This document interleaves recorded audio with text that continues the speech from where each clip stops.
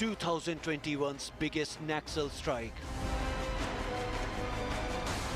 Red terror bleeds India again.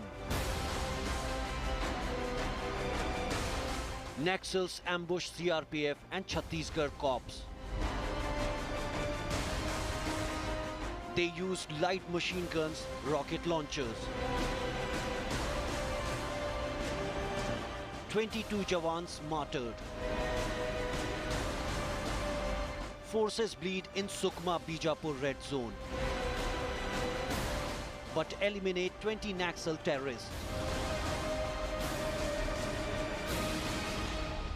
Red terror strikes, top focus at this hour. More than a decade ago, then Prime Minister Dr. Manmohan Singh had described the left-wing extremism or red terror as the biggest threat to India's internal security. The question remains, what has India done in the past decade? Because Maoists, Naxals or left-wing extremists, call them what you will, they continue to ambush our security forces. They continue to target our security personnel in this red zone. Where are we going wrong? Tactically, strategically, at the level of higher command, and of course, the political direction to this war on left-wing extremism. I'm Gaurav Sawant. That remains our top focus story. But as always, let's get started with the headlines on India Today.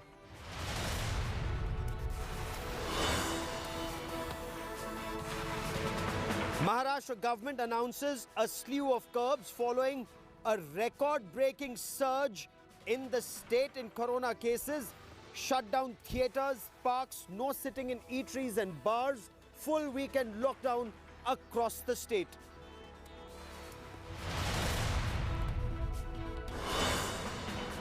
Massive political war over Bengal's Hafta Gate. BJP says 900 crore extortion racket by nephew under Mamata Banerjee's nose. The Trinamool Congress calls the audio tapes fabricated.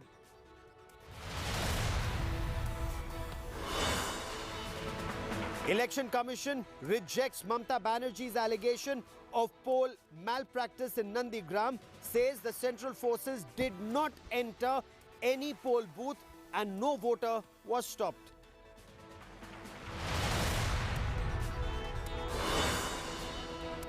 India Today group shines at the ENBA Awards, sweeping a total of 76 awards.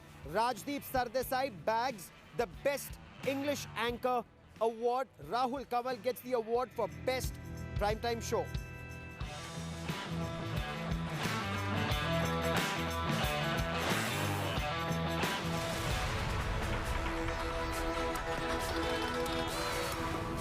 The information was very specific. Hidima, one of the top Naxal commanders, was apparently hiding in that Bijapur belt in Chhattisgarh.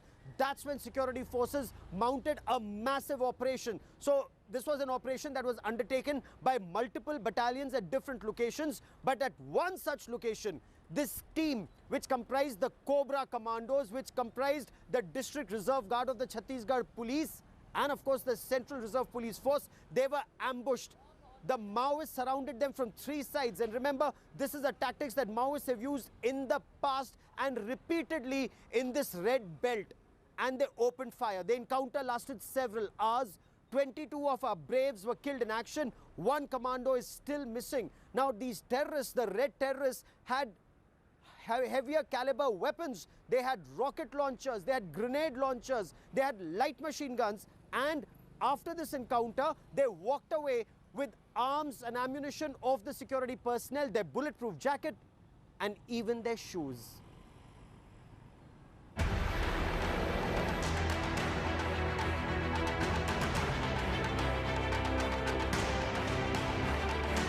Biggest red terror strike of 2021. India losing braves in Naxal ambush. On Saturday, security forces received intel about presence of dreaded Naxal commander Hidma in Sukma-Bijapur border. A joint operation was initiated by CRPF's elite commando unit, Cobra, District Reserve Guard and the Special Task Force to nab the Naxal commander. But the security forces were led into an ambush as Naxals were ready. A fierce encounter broke out between the security forces and Naxals, which continued from close range for more than 3 hours. Naxals unleashed their arsenal of light machine guns and rocket launchers on the security forces. In retaliation from the security forces, about 15 to 20 Naxals were also killed. But forces suffered heavy casualties. 2 bodies of jawans were recovered on Saturday and 20 more early on Sunday. Naxals cut the hand of an inspector before killing him, and some of the security personnel also died because of dehydration. We don't have exact figure what the casualty on Naxal sides, but we have lost 22 dead bodies we have recovered of our soldiers, and one person is still missing. We are trying to find out whether he is alive. So the casualty figure is 22 on our side. After the news of the attack surfaced, Prime Minister Modi tweeted to condole the martyrs and wished speedy recovery to the injured. Home Ministry also instructed DG CRPF to rush to Chhattisgarh and take stock of the situation. Home Minister Amit Shah also cut short his Assam pole visit and returned to Delhi. जवानों की जो शहीदगी हुई है उसको देखकर मैं मेरा असम का दौरा कर्टेल कर वापस दिल्ली जा रहा हूं। मैं उन सभी जवानों को श्रद्धांजलि भी देता हूं और उनके परिवारजनों को और देश को इतना विश्वास दिलाना चाहता हूं कि जवानों ने अपना खून जो देश के लिए बहाया है वो व्यर्थ नहीं जाएगा। BJP took pot shots at Chief Minister Bhupesh Baghel, who is leading Congress campaign in Assam. Baghel, however, promised to fight the Red Terror. सरियों का जो प्रभाव है वो सिकुड़ते जा रहा है, तो बखलाहट में इस प्रकार से कर रहे हैं। ये आखिरी खंदक की लड़ाई है और मैं समझता हूं कि ये अपने अस्तित्व की लड़ाई लड़ रहे हैं और बहुत जल्दी नक्सली समाप्त होंगे छत्तीसगढ़ से। Forces suspect Naxal commander Hidma, who leads Naxal one-armed unit of People Liberation Guerrilla Army, could have misled the forces with a trap.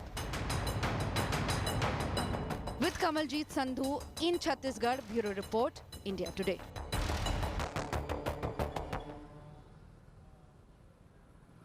So you heard the Chief Minister of Chhattisgarh saying, according to him, Naxals or this left-wing extremism is on its last legs. But is that actually the case? Because we've been hearing this virtually for over a decade, except former Prime Minister or then Prime Minister Dr. Manmohan Singh, who described left-wing extremism as the biggest threat to India's internal security. But what action has been taken on ground to neutralize the threat? Remember, 76 CRPF personnel had been killed in Dantewada in the Chintalnar forest operation in 2010. The entire Congress leadership was neutralized by these left-wing extremists. Again, a threat that India, do we not appreciate the nature of this threat? Or is it that we don't have tactics to deal with left-wing extremism? Let's not get into the tu-tu-me-me politics, because this is a threat to our country. Adil Singh Boparai joins me from the Congress party. Guru Prakash Paswan joins me from the Bharatiya Janata Party. And for a police perspective on this issue, I have former Special Secretary of the Intelligence Bureau, Yashovardhan Azad, joining me on the broadcast. Mr. Azad, in your appreciation, are the Naxals, is left-wing extremism on its last legs, as is claimed by the Chief Minister of Chhattisgarh? Well, you know, Gaurav, actually the situation is that statistically the Naxal violence has really come down.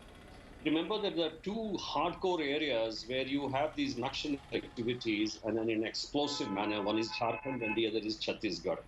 And especially this Bijapur Sukma axis is one of the busiest axes where the Naxals are absolutely in control. Let me say that whenever there is a lull in the activity of the Naxals, or when the statistics are low, the feeling is that, you know, we are getting a grip over Naxalism. Partially true, but it is also that that's the time.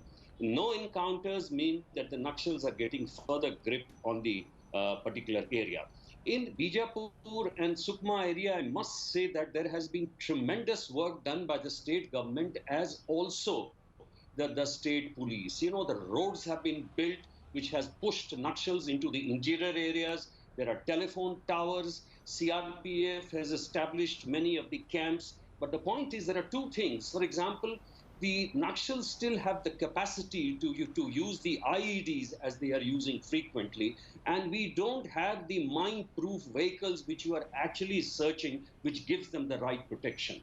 Also, the kind of encounters Sir, Yes. if I may, I'm sure great work is happening, and I don't deny the fact great work is happening. The fact that Naxals can repeatedly ambush our security forces, that's the disaster.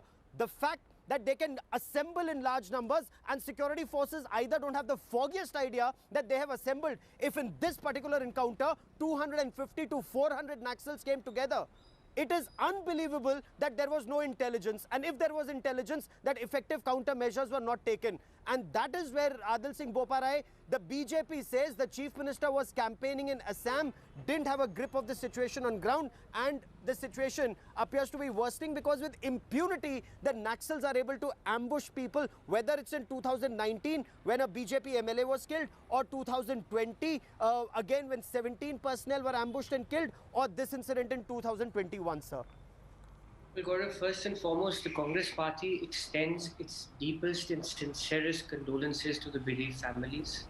We salute the bravehearts who've shed their life, who've attained martyrdom for the unity and integrity of this country. And this country will be forever in debt and in gratitude for their services and for their sacrifice. Point number one. Point number two, our efforts are to locate and rescue some of our jawans who are missing. The state government is extending full cooperation wherever needed and to whatever extent needed. Number two. Number three, the reason why the central paramilitary forces are there is that Naxalism is not just a state issue. It has interstate ramifications. And as very succinctly pointed out by the previous speaker, who's been with the Intelligence Bureau, this extends from Madhya Pradesh, Jharkhand, Maharashtra, Chhattisgarh. So this is not just a state-centric issue. As far as the state government is concerned, we are not leaving any stone unturned. True.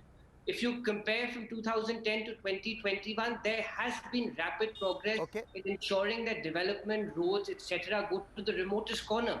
But yes, there is a problem of extremism and we must tackle it. Now, I don't want to reduce this to a political tutu-meh-meh or a slanging match. Naxalism is a threat to the unity of our country.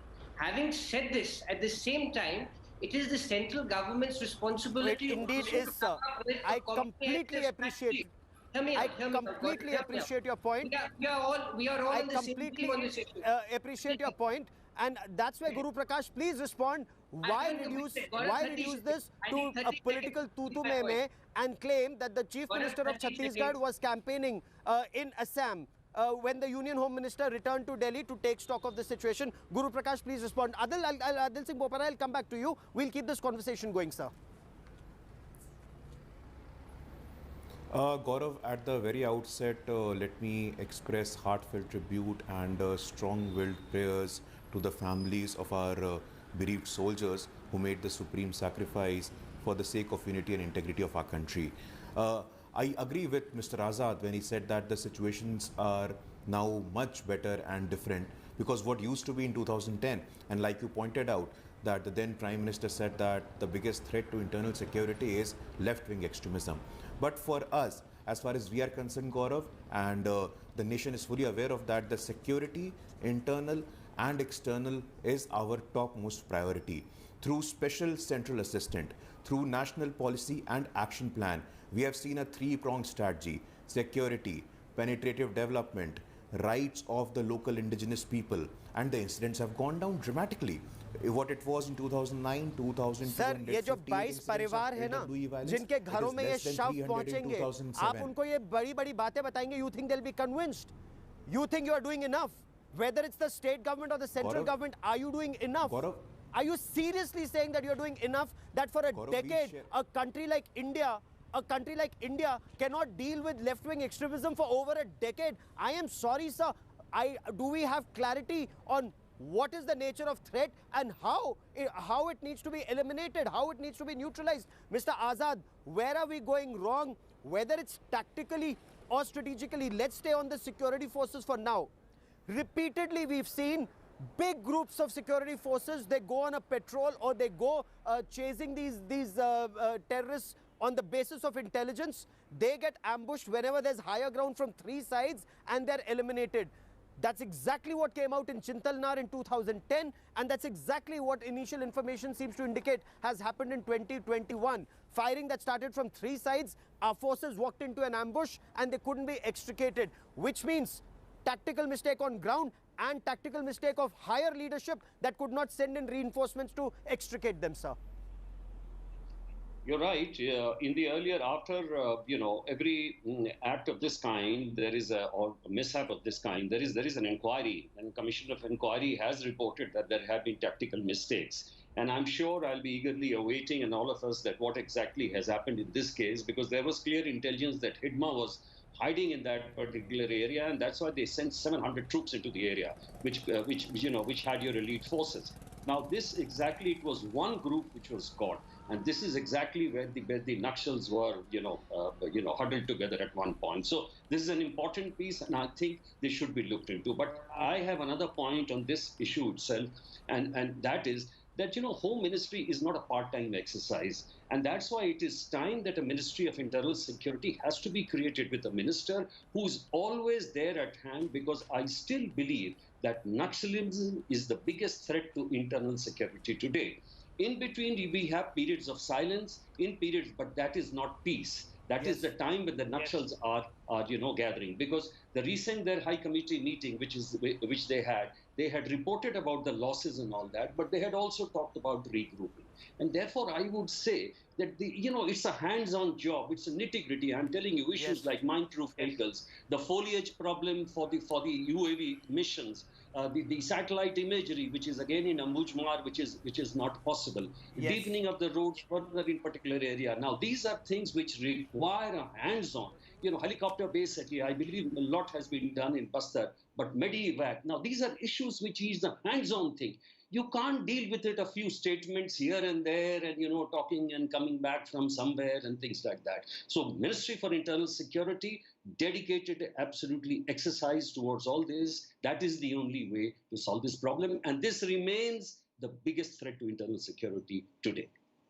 Sir, I completely appreciate on that higher, sir, while you're, sir, I completely appreciate that point, but we cannot absolve the leadership of the police at this stage, because while all of that you wait for, you cannot send your men into harm's way. And if you're sending your men into harm's way, you have to have an extrication plan. And for that, you don't need an internal security minister. For that, you need leadership that is on ground. But I have breaking news coming in. The Union Home Minister, Amit Shah, is chairing a meeting as we speak. And this meeting of the Home Ministry is to take stock of the situation. The Chhattisgarh police is sending a report to the center on what transpired. What was the intelligence? Where did this intelligence come from? And what was action taken on ground subsequently on the basis of this intelligence and the forces that were mobilized? Because in any operation, when you send in your initial team, you do keep in mind that this team could be ambushed and you need to have another team stand by to extricate that team. What it also requires is helicopters for assistance. And this is where, if helicopters, Adil Singh Boparai, does the administration have effective control? Do they have helicopters? Do they require additional assistance? Adil Singh Boparai in Chhattisgarh. Gaurav, the paramilitary forces are there, and the paramilitary forces have their independent intelligence systems as well. They have UAVs, they have technical intelligence from the NTRO. Obviously, the state and the central government work in tandem. Let's not make any mistakes about this. Having said this, I completely agree with Mr. Azad. He's very eloquently put it. We need a hands-on Home Ministry. The Home Ministry needs to come up with a comprehensive strategy to address the problem of Naxalism. This is not a state-centric issue. This has interstate ramifications. The Home Ministry is not just to make rabble-rousing statements. I completely appreciate that point. I completely appreciate that point. State governments. You have to. Yes. This is where the Home Ministry. Otherwise, why do we have a Home Ministry? The reason why This is a problem that spread across multiple states, Guru Prakash. It is a problem that spreads across multiple states. You know, whether it's West Bengal, Jharkhand, Bihar, Maharashtra, Chhattisgarh, Madhya Pradesh, pockets of Karnataka, pockets of Andhra Pradesh and Telangana. Is there a requirement, Guru Prakash? Is there a grand plan to have a central task force and an effective mechanism to deal with this? Gaurav, I was coming to that, but you did not let me complete in the first part. But like I said, we have a three-pronged approach. And this is the reason why the Naxal affected district has come down to 30 from 200, what it used to be in 2010. But what we also need to have a conversation around here, which the then Home Minister said about urban Maoism. The Congress party conveniently gives an umbrella to this ideological family of urban Maoists in the name of intellectuals, in the name of college professors. Time and again, they have benefited from their proximity to academia, and now they're shedding this responsibility. They cannot be absolved from that. But far from that, let me assure you that the Home Minister and security, like I said, both internal and external, is the topmost priority. Be it external or internal, you would see the performance of the government under Honorable Prime Minister Narendra Modi has been phenomenal. No, how are urban Naxals involved in today's operation where we've lost 22 lives? No, I'm sorry, sir. I'm sorry, sir. Sir, you are the government. You are the government. You have evidence against urban Naxals, so-called urban Naxals. Put them in jail. Okay, Adil Singh Boparai wants to respond. Adil Singh Boparai wants to respond. Gaurav, what is the Home Ministry for? What is Amit Shah? What has he taken the oath of office for? Is he just for destabilizing government? No. Excuse me. He has taken a position. What used to happen during your time? You remember what used to happen during P. Chidambaram's time? Do you remember what happened in Mumbai? What happened in Mumbai? Congress party has no locus standi. Gaurav, Congress party has no locus standi. You look at the track record.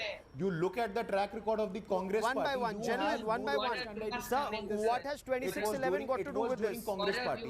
What does 2611 have to do with this? Sir, you've raised a point about urban Naxals. Gaurav, I did not want to make... Sir, let Adil Singh Boparai complete his sentence. Let Adil Singh Boparai complete his point. I will come to you for a response. Okay, first Adil Singh Boparai and then Guru Prakash. Go on, sir, Mr. Boparai. Gaurav, I didn't want to make it political. But since my friend from the BJP has made some political statements, the Home Minister is a part-time Home Minister. He is busy destabilizing governments, buying MLAs, poaching governments and influencing governors, then looking after his own ministry. If there was technical intelligence, if there were UAVs, there were drones which had captured that there is high presence of Maoists, why did the paramilitary forces not take adequate steps? I don't want to make it political because this is not a political issue.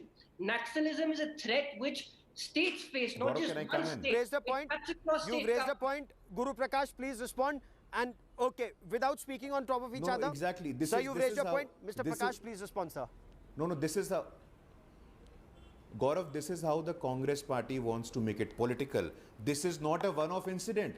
You saw what happened last week. This is a state intelligence failure. When is the Congress party going to take the responsibility? And what is the harm in asking? The state leadership, which rests with the Chief Minister, he is busy campaigning in Assam. Honorable Home Minister flew back to the place of incident where it happened. Where is the Chief Minister? It is the clear-cut case of state intelligence, like you pointed out, Gaurav. And time and again, my friend from the Congress party is raising question on the performance of the Home Minister. I want to ask him today, sir, the data, look at the number of casualties, the number of civilian casualties, the number of, excuse me, sir.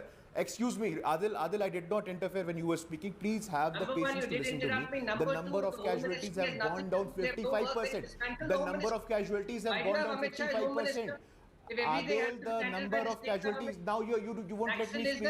You won't let me speak because Congress party has no locus standi. The number of casualties have gone down 55%. No, 55%, my friend. Let's have one thing very clear. I want to rise above this tutu meme. It's a threat to our country's security. It's a threat to our country's security. Gentlemen,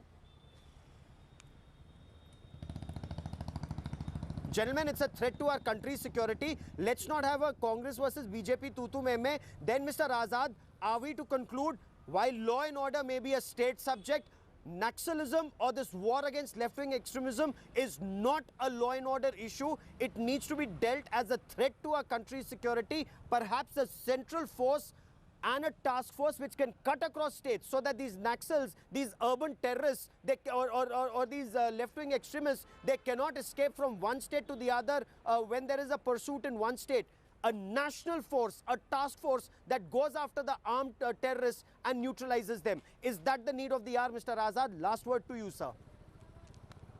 Well, I would say they still remain the biggest threat. And let me tell you that there is a coordination at the forces level. But as I said, the three state chief ministers at the tri-junction, we are talking about Odisha, we are talking about Madhya Pradesh, and we are talking about Jharkhand. They are supposed to meet regularly and see what the requirements and the needs are, which needs to be fulfilled for the security forces. And that is an important thing because the CRPF is cutting across all these regions and doing a good job in certain pockets. Secondly, my point is that there was no intelligence, lack of intelligence, because the intelligence was there, but the HIDMA is there. Yes, there may be something wrong with the strategy and tactics, and that is the subject of the inquiry. But we should not rely too much on statistics, because lower statistics of violence does not mean that the Naxals will not strike again. That we should remember.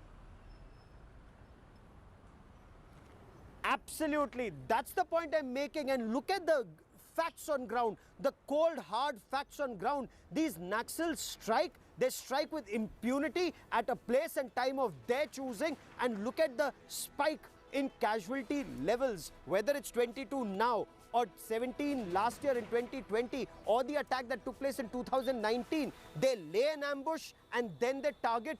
Why is it that so many decades down the line, we still don't have a strategy to extract ourselves from an ambush or mount a counter ambush? Do we require additional helicopters? Do we require additional unmanned aerial vehicles? Do we require more air power to deal with the situation? These are some things that the center and the states need to come together and sort this problem out once and for all. That is all I have for you on this special broadcast. To all my guests, many thanks for joining me. A quick break. News and updates continue on India Today.